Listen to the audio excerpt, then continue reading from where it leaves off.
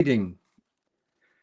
I'm a little late, but I know a lot of people don't watch this live, so I guess it really doesn't matter in a way. Yep, I was out shopping with some friends. I thought I'd be back by 5. I forgot that they take their time. So there you are. When I shop, I shop. When other people I go with shop, they do lots of other things besides shop. So I know what I want. I go in, I buy it, I get it, and I go out. But this was not the case today. Live well, laugh often, love much. Author unknown. Well, today you get a real reading. Why do you get a real reading? Because I can't connect to the server on the website that, you know, it hosts a bunch of different books. Well, I think about a half a dozen different books. Science of Mind magazine is one of them. However, I can't connect to the server. So there you are.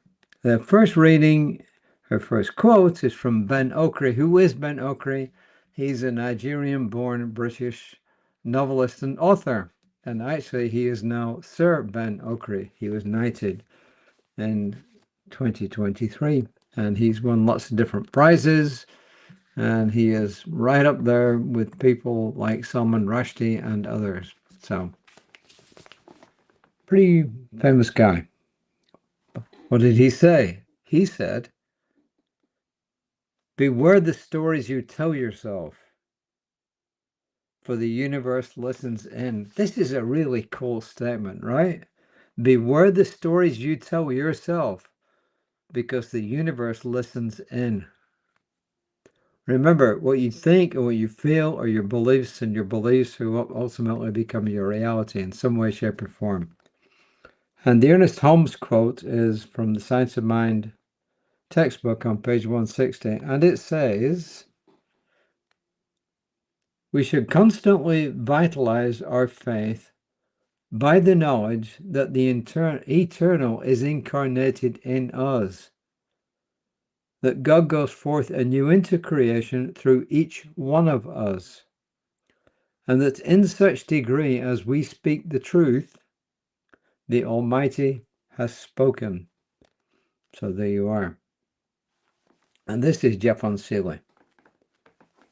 Emails, meetings, responsibilities, fatherhood, family, bills, career, sharing my gifts, embracing space to honor these gifts, community, neighbors, the world, more, so much more. What I've detailed above is just a glimpse into my mind at 7 a.m. No thought lasts longer than a few seconds. Perhaps these are not fully formed thoughts, but more like electrons swirling around the nucleus of an atom, popping in and out of existence, real but intangible at the same time.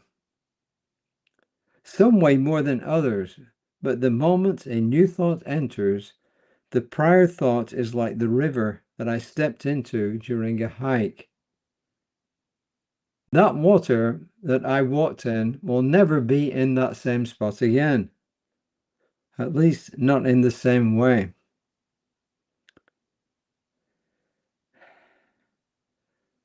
With the mind moving quickly, thought after thought, he says, I sought centeredness. Notice I did not say to stop the thoughts, but to be grounded with them. Being grounded is the conscious breath, the connected heartbeat, the seat beneath you, the foot being placed on the earth as you walk. Repeated, grounded, it becomes presence. In the present, your thoughts are a calm breeze that you smile at and you bless.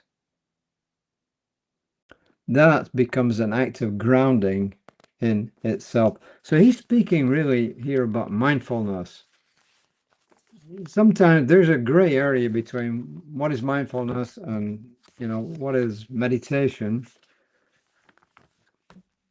And mindfulness really just means living in the moment and being aware of what you're doing in the moment. Mindfulness is kind of an extension of that. It means that you are aware for longer periods of time. So I take mindfulness to mean I'm aware of what I'm doing right now.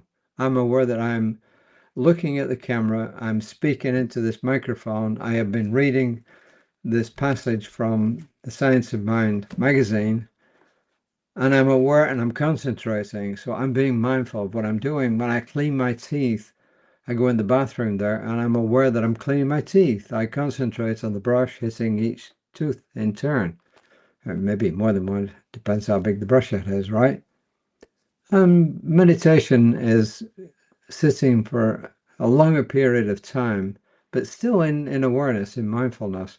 But he's right. He's saying the idea is not to get rid of the thoughts. The idea is to bring those thoughts under control, to acknowledge them, and then to concentrate, in this case, on what is important and what is not important. Because thoughts are what we do, but thoughts are also things, as the quote said, from Ben Okra. It said, Ben Okra. Beware the stories you tell yourself, for the universe listens in. I think that's one of the best quotes I've heard for a long, long time. So be aware of what you're thinking and feeling. Be really aware of what you're thinking and feeling. And I am knowing for each one here that we go forth in life and practice mindfulness, and we are aware of the moment that we're in and what we're doing.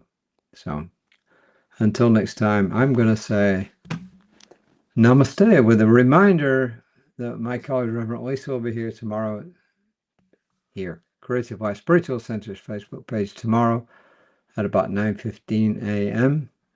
To all of you celebrating Good Friday, I hope that you are celebrating it in a way that matches your religious and spiritual beliefs. And on Sunday, we'll talk a little bit about Easter. But until then, namaste.